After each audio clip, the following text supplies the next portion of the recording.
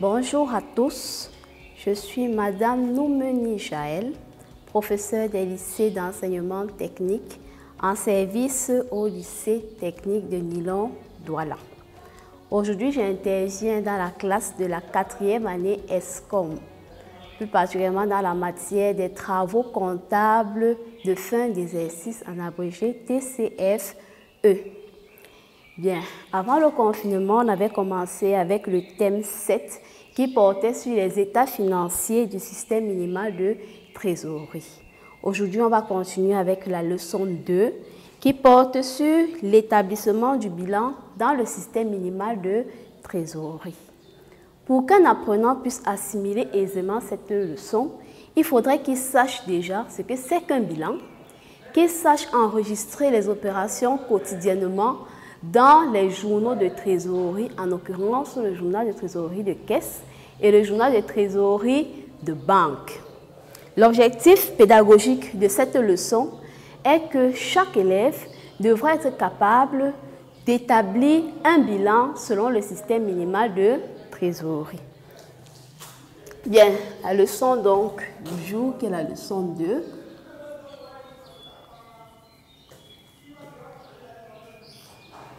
L'établissement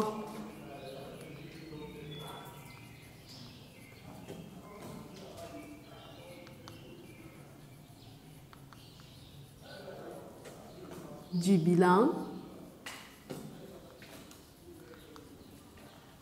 dans le système minimal de trésorerie. Le système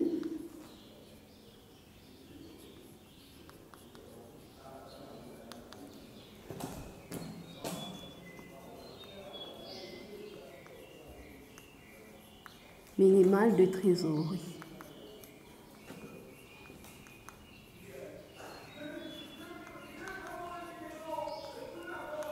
Voilà dans le titre de notre leçon du jour.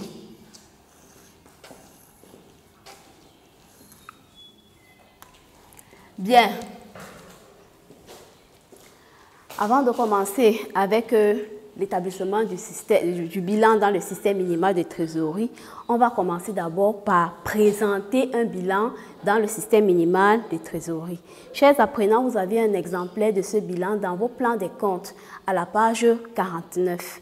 Moi, je vais afficher un imprimé du bilan au tableau. Bien, nous avons donc un exemplaire du bilan selon le système minimal de trésorerie. On rappelle d'abord qu'un bilan est un état de synthèse qui décrit la situation patrimoniale d'une entité à une date donnée. Bien, alors qu'est-ce qu'on remarque dans notre bilan? On remarque que nous avons déjà ici à l'en-tête des informations sur l'entité. Par exemple, on a la désignation entité. On devra donc mettre le nom de l'entreprise.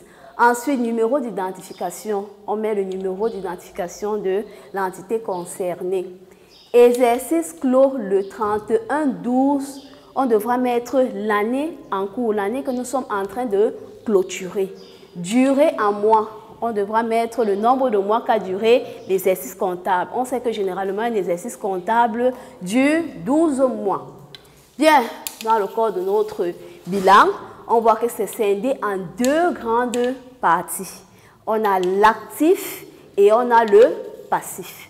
À l'actif, la toute première colonne regroupe les différents postes du bilan, à savoir les immobilisations, les stocks, clients et débiteurs divers, la caisse et la banque.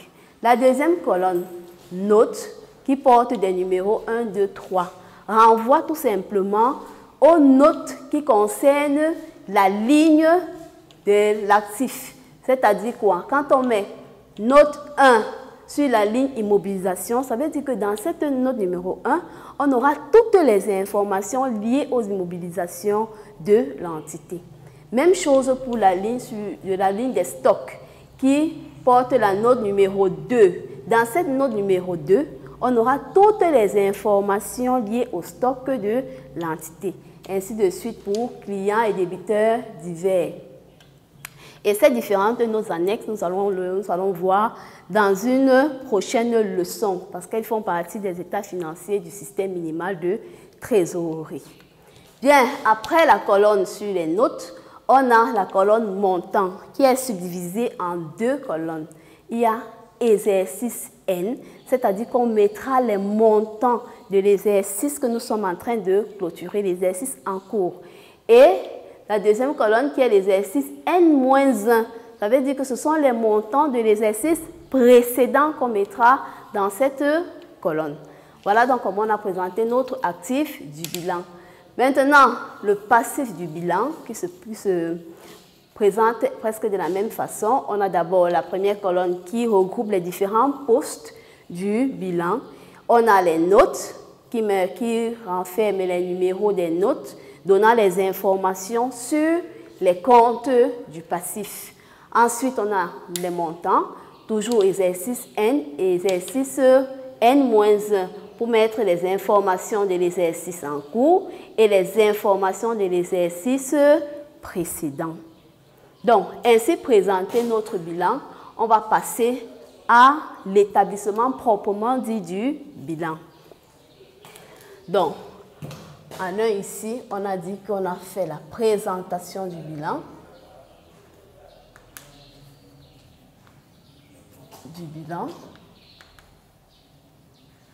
En deux, on aura maintenant l'établissement du bilan.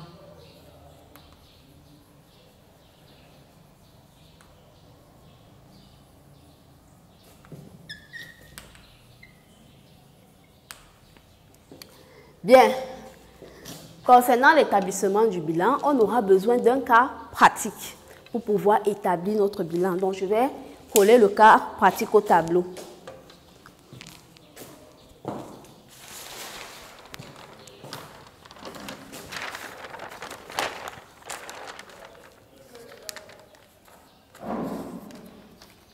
Bien, nous avons dans notre cas pratique au tableau. On rappelle que ce cas pratique concerne les établissements NUMS, numéro d'identification 63 184 Z-208. C'est une petite entreprise qui relève du système minimal de trésorerie et elle met à notre disposition des informations suivantes. Notons qu'au courant de l'année ou de l'exercice 2019, elle a eu à effectuer plusieurs opérations. Ces opérations ont été enregistrées dans les journaux de trésorerie, en l'occurrence le journal de trésorerie de caisse et le journal de trésorerie de banque. Donc, quelles sont les informations qu'elle nous donne au 31-12-2019? Premièrement, le bilan au 31-12-2018. Ce bilan qui clôturait l'exercice 2018 constitue aussi le bilan d'ouverture de l'exercice 2019. Ensuite, on a l'extrait du journal de trésorerie de la caisse qui a regroupé toutes les opérations effectuées par la caisse. On a encore l'extrait du journal de trésorerie de la banque. Cet autre extrait a regroupé toutes les opérations effectuées par l'entité à travers sa banque. Et enfin, on a les données à l'inventaire 2019. Donc, après avoir fait l'inventaire, voilà les données que l'entité a recensées. Elle nous demande donc de présenter le bilan des établissements NUMS au 31-12-2019. On va donc le faire ensemble.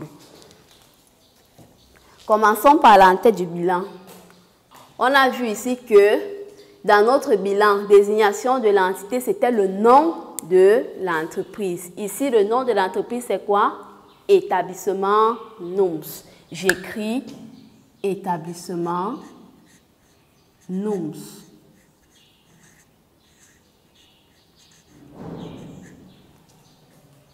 Ensuite, numéro d'identification qui est mentionné, c'est le numéro, c'est le 63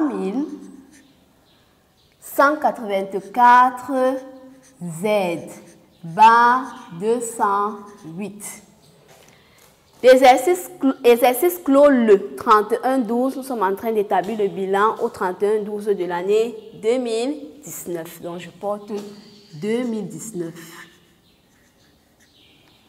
Durée en mois. L'exercice a mis combien de temps? Puisqu'on a un bilan qui a été établi le 31/12/2018 et que nous sommes au 31/12/2019. L'exercice a duré exactement 12 mois.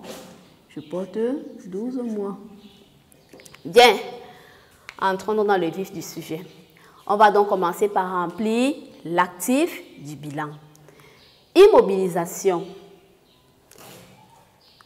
Quel est le solde de ces immobilisations? Quand on regarde les informations que l'entité NUMS nous a données, rien n'est mentionné sur la ligne immobilisation. Ça signifie que l'entité NUMS n'a pas d'immobilisation ayant une valeur conséquente. Ça veut dire donc qu'ici, on n'aura toujours rien au niveau d'immobilisation. Les stocks.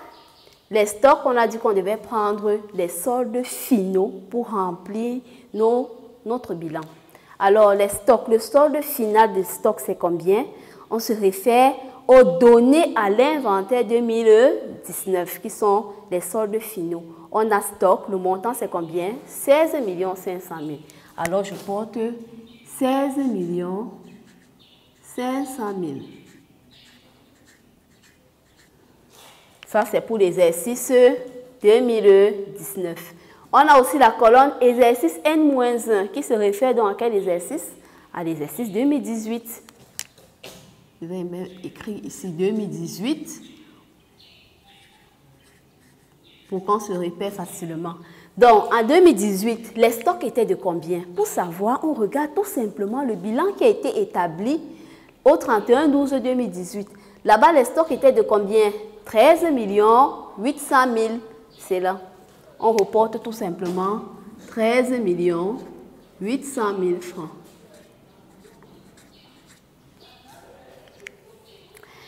Troisième ligne, clients et débiteurs divers. Reportons-nous dans nos données à l'inventaire que voici.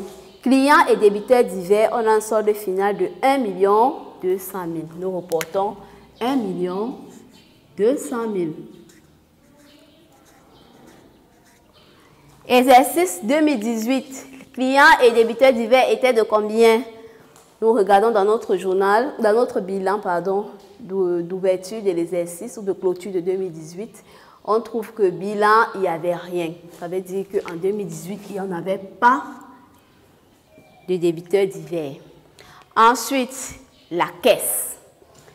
La caisse, à quel solde final? On regarde les données à l'inventaire.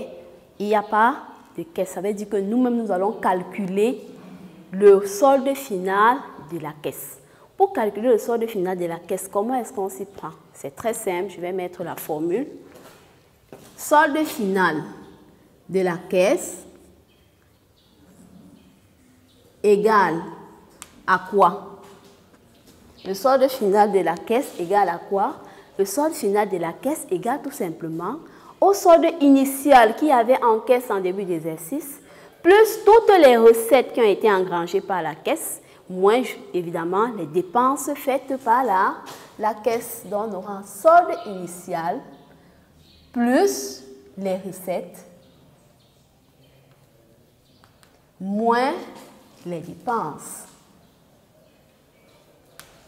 Donc, les SF là signifient tout simplement solde final.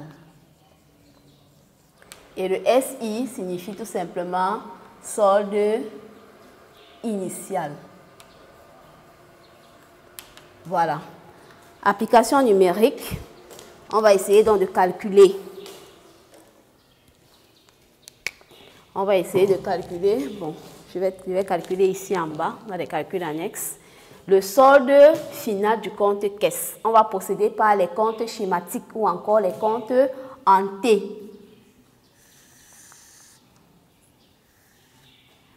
On a débit, on a crédit, c'est le compte caisse.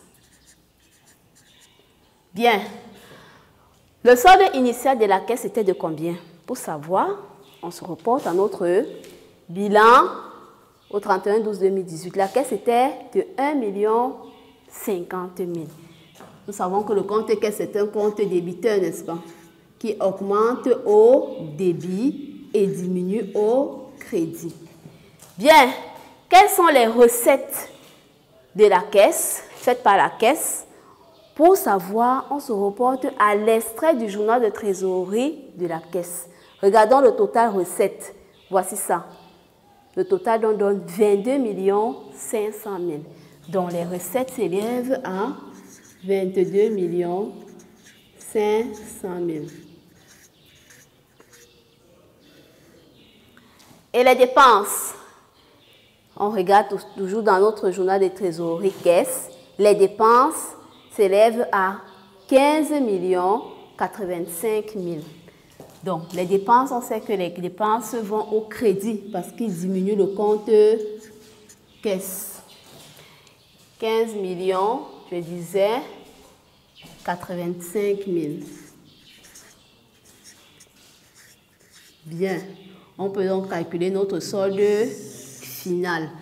On fait d'abord le total du débit qui sera égal à 23 550 000. Ça, c'est le calcul mental. Voilà. On sait que le total débit est forcément égal au total crédit. Ça veut dire que le total du crédit sera aussi 23 550 000. Pour trouver dans le solde final, on fait tout simplement la différence entre le total moins les dépenses qui nous donnent... Vous avez vos calculatrices, non? On va calculer ça rapidement. 23 550 000 moins 15 85 000. On a un solde final donc de 8 465 000. Voilà le solde final. Voilà. Nous avons donc trouvé notre solde final du compte caisse. Et si vous remarquez bien, dans la colonne solde, c'est le même solde qu'on retrouve dans notre extrait du journal caisse. On reporte donc 8 465 000 dans notre bilan. Exercice 2018, la caisse était de combien? 1 50 000.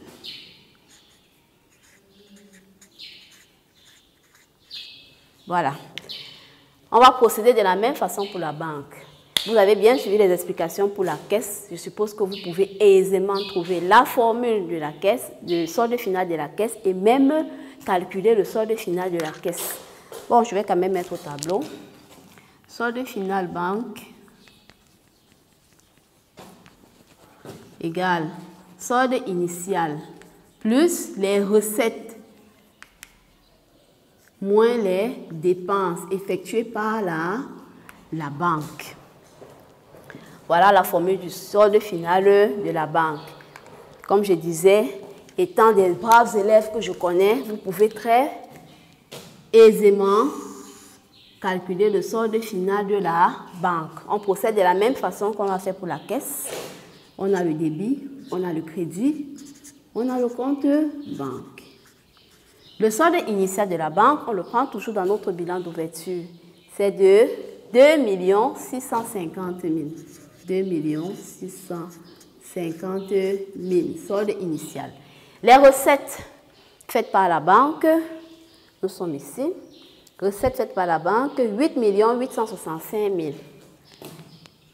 8 865 000. Les dépenses faites par la banque s'élèvent à 7 610 000. On procède de la même façon pour trouver le solde final. Débit qui est de 2 650 000 plus 8 865 000. Ça nous donne 11 515 000 francs. Total débit égale total crédit. Donc, on a aussi 11 515 000 francs. Alors, solde final, on va faire tout simplement la différence entre le total et les dépenses. Moins 7 610 000. On a donc un solde final de...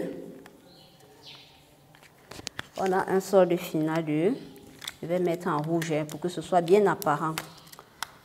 On a un solde final de 3 905 000 francs.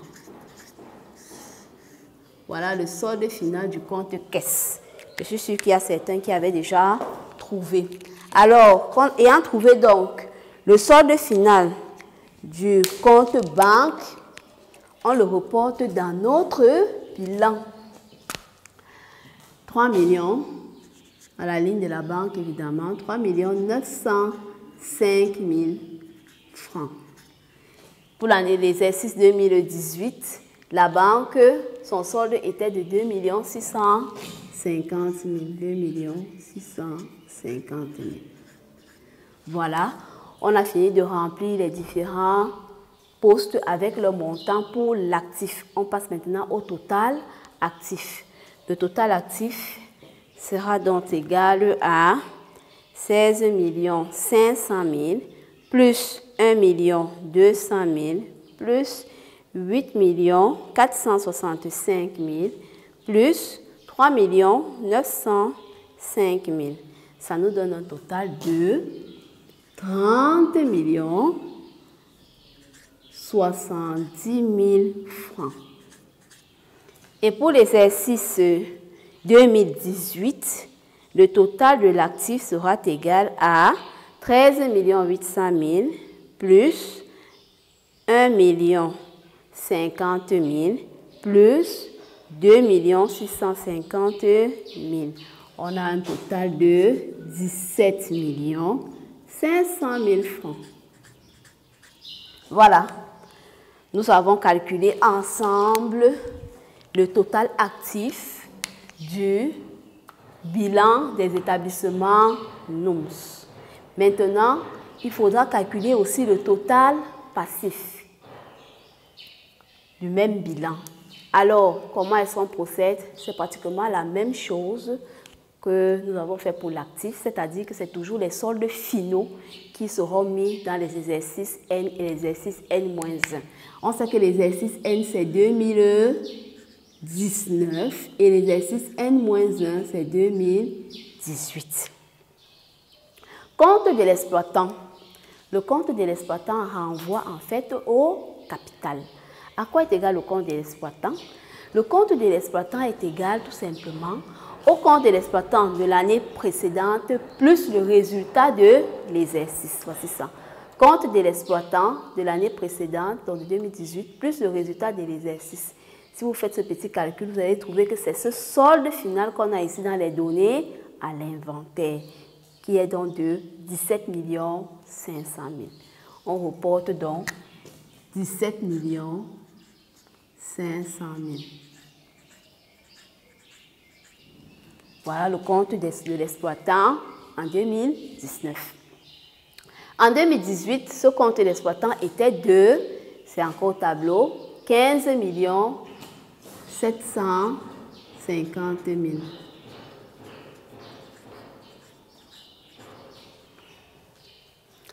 Bien, le résultat de l'exercice. Le résultat de l'exercice 2019, nous ne l'avons pas encore. C'est à la fin de l'établissement de notre bilan que nous allons pouvoir calculer le résultat de l'exercice 2019. Mais nous avons déjà le résultat de l'exercice 2018 qui s'affiche dans le bilan. Ce résultat est de 1 750 000. Donc je reporte 1 750 000. Avançons avec la troisième ligne. Fournisseurs et créditeurs divers. Fournisseurs et créditeurs divers, que nous disent les données à l'inventaire? Les données à l'inventaire 2019 nous disent que le solde final de fournisseurs et créditeurs divers s'élève à 3 millions. Donc je reporte les 3 millions.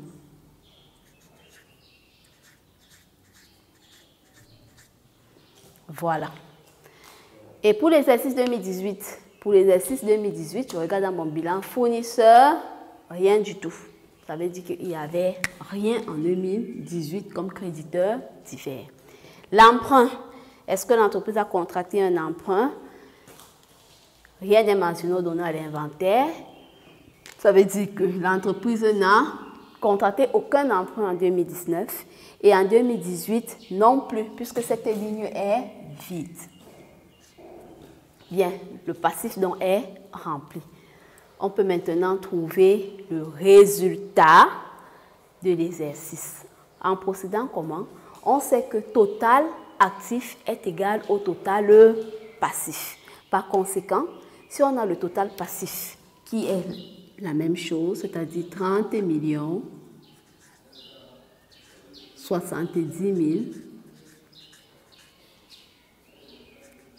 et 17 millions 500 000, on peut aisément retrouver le montant manquant.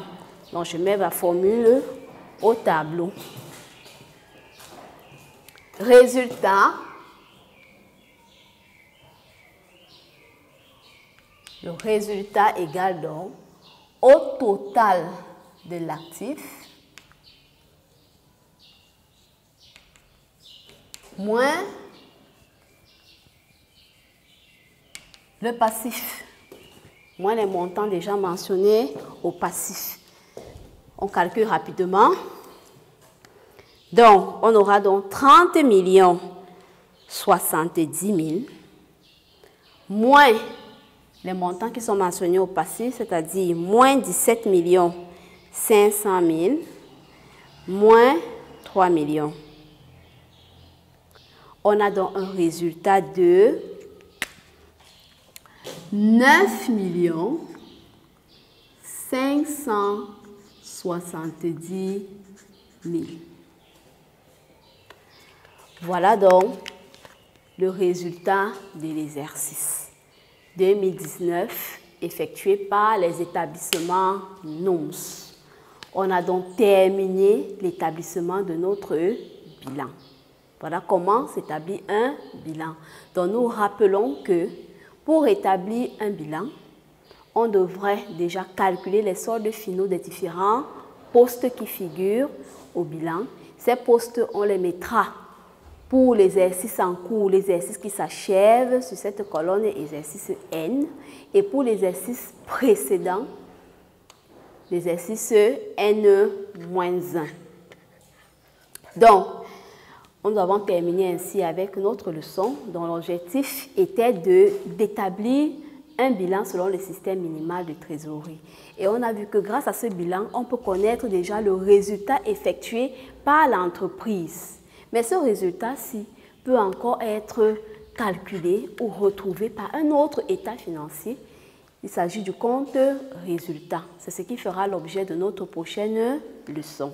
Chers apprenants, pour asseoir la leçon que nous avons vue aujourd'hui, vous avez là un exercice de consolidation.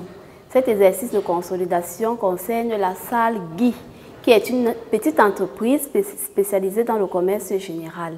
Elle relève du système minimal de trésorerie et met à votre disposition les informations suivantes au 31/12/2019 pour l'établissement de son bilan. Vous avez donc le bilan au 31/12/2018 qui se présente comme vous voyez.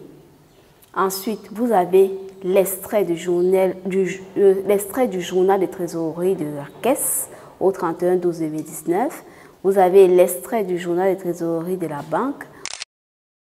Comme autres informations qui proviennent de l'inventaire en 2019, vous avez les immobilisations qui ont été acquises le 1er janvier 2016 et qui sont amorties selon le mode linéaire avec pour durée d'utilité 5 ans. Vous avez le stock final des marchandises qui est de 1 500 000. Vous avez le compte client qui présente un solde débiteur de 2 millions. Vous avez le compte fournisseur qui présente un solde créditeur de 600 000. Et vous avez le compte emprunt qui présente un solde créditeur de 600 000. Le travail à faire, c'est d'établir le bilan. Mais je ne saurais terminer sans rappeler les mesures barrières. face à la pandémie qui sévit actuellement. Donc, chers élèves, restez chez vous. Ne sortez qu'en cas de nécessité et surtout couverts par un masque. Lavez-vous régulièrement les mains. Merci.